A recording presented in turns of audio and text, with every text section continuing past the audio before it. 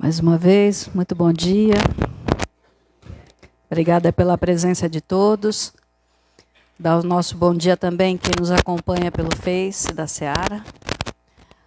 Começando o nosso trabalho, eu queria lembrar, a gente comentou isso semana passada, no sábado passado, mas como é outra turma, né? Os retornos são normalmente a cada 15 dias, é que esse boato já tinha ocorrido há alguns anos atrás, e aí ele voltou. E a gente queria lembrar essas lendas urbanas, né? Que foi falado que aqui a casa foi construída porque recebeu de doação o dinheiro, o terreno, não sei direito, daquele cantor Sérgio Reis. E que foi ele que deu o terreno para a casa. A gente dá risada no sentido bom da história, né? Porque eu acho que ele nem conhece o nosso trabalho, né? Não sei nem se ele já ouviu falar aqui da casa. Mas, muitas vezes, a ajuda chega de pessoas queridas, né? Pessoas do dia a dia. E a gente tem lembrado porque a gente sempre tem muito carinho, né? Lembrar do seu Luiz, da dona Antônia, que foram os responsáveis para o primeiro pontapé para ter a casa. Nós levamos 10 anos construindo a casa, né? E é interessante porque, se a gente lembrar de toda a obra, nenhuma obra é fácil. Pensa na vida que vocês levam, nesses anos todos que caminhamos.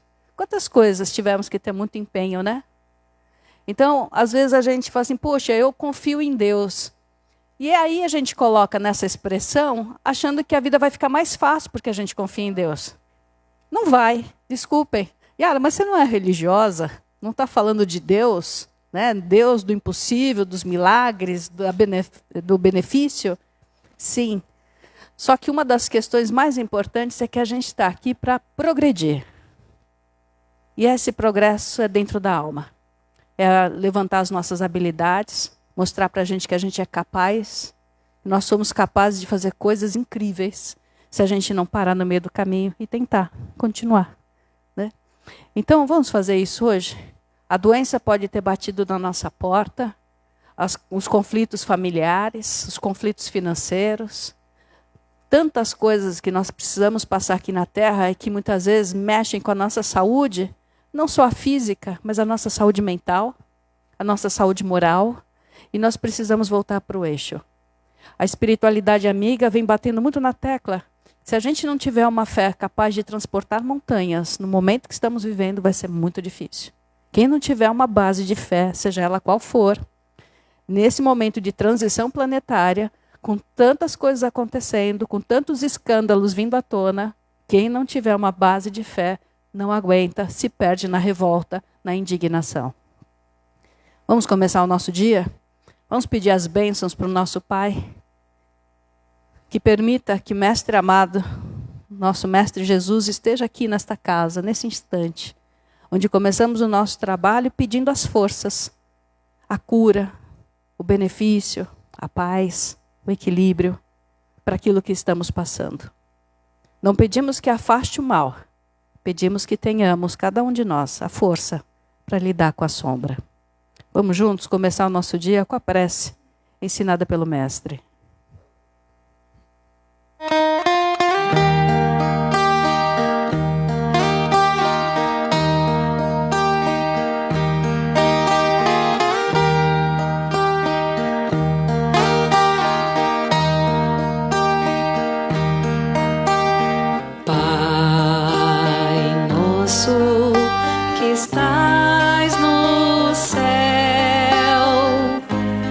Santificado seja o teu nome, venha a nós o teu reino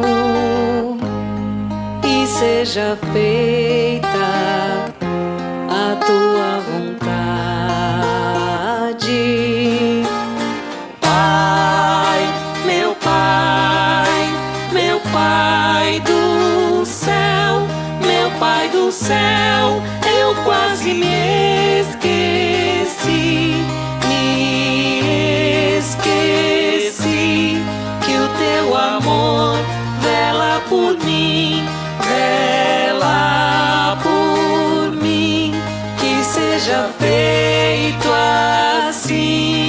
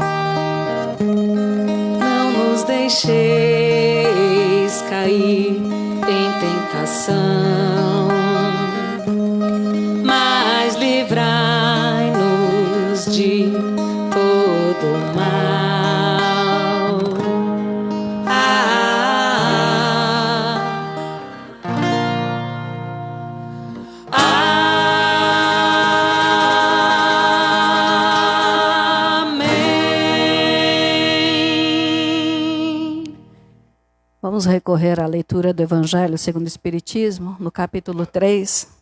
Há muitas moradas na casa do meu Pai. Diferentes situações da alma na erraticidade. Erraticidade é o mundo espiritual, né? A casa do Pai é o universo. As diferentes moradas são os mundos que circulam no espaço infinito e oferecem aos espíritos que neles encarnam as moradas apropriadas ao seu adiantamento. Independentemente das variedades dos mundos, estas palavras também podem ser entendidas como o estado feliz ou infeliz do espírito na erraticidade, conforme seu grau de pureza e se ache liberto dos laços materiais, o ambiente onde se encontre, o aspecto das coisas, as sensações que experimente, as percepções que possua, podendo tudo isso variar ao infinito. Assim é que, se uns não podem se afastar dos locais onde viveram, outros se elevam e percorrem os espaços e os mundos. Enquanto alguns espíritos culpados perambulam sem destino nas trevas, os felizes desfrutam de uma claridade resplandecente e do sublime espetáculo do infinito. Os nossos irmãos espirituais falam assim: morremos e nascemos todos os dias. Onde vai o nosso espírito quando dormimos? Não precisamos nem pensar na morte, na partida. O que acontece com o nosso espírito? Será que fica preso no corpo?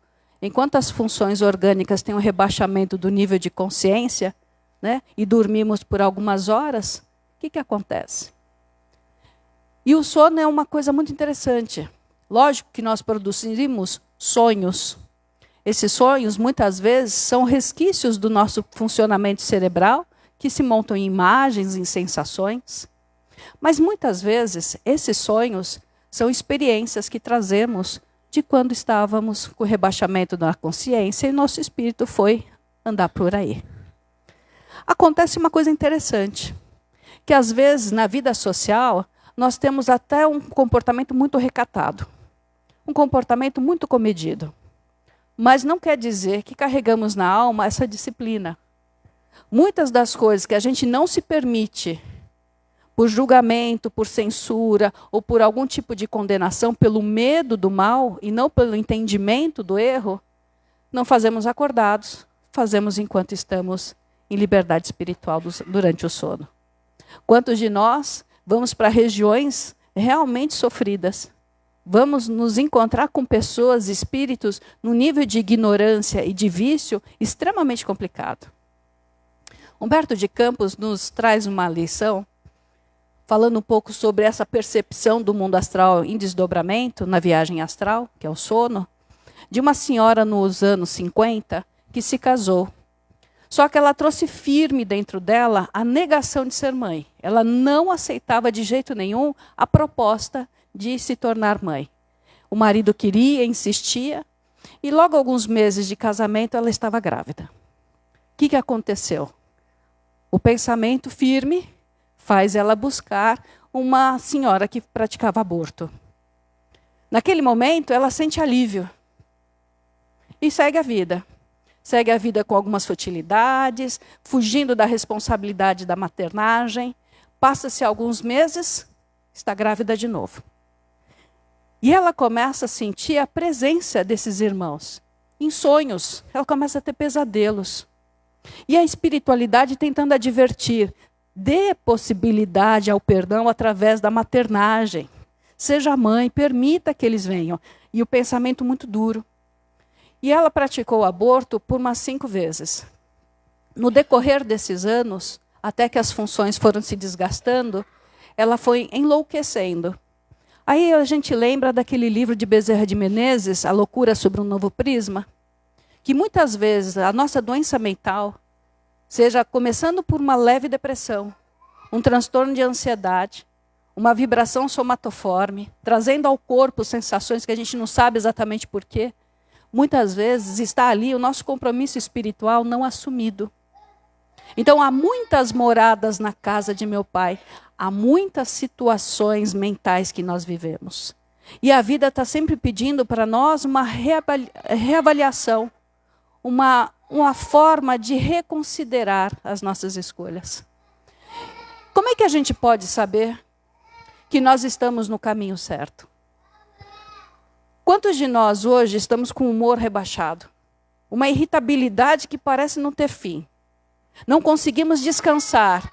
Temos tempo livre e a nossa mente está sempre pautada num turbilhão de informações. Isso está mostrando, são sintomas, e vários outros, de que nós precisamos recuperar alguma coisa da nossa alma. Alguma coisa ficou perdida. Precisamos ressignificar alguma história nossa.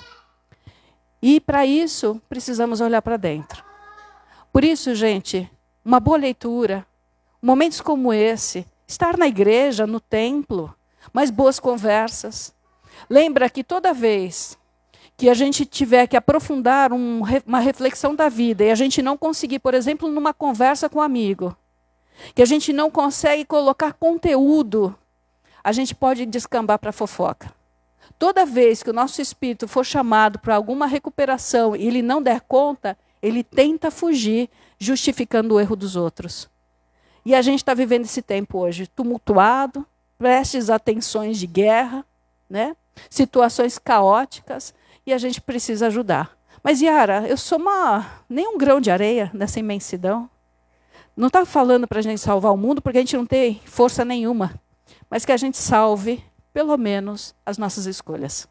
Se a gente começar daí, se eu devo ou não devo nutrir aquela ideia, se eu devo ou não devo nutrir aquele tipo de lazer, que não é tão lazer ali. Ali não é lazer, ali é vício.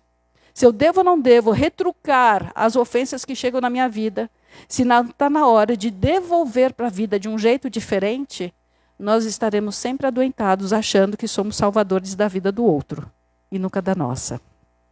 Então vamos descansar? Vamos aproveitar esse momento para nos conectar com a espiritualidade maior. Mas não só isso. Que a gente leve isso lá fora, no dia a dia. Não adianta a gente ser um religioso de rótulo.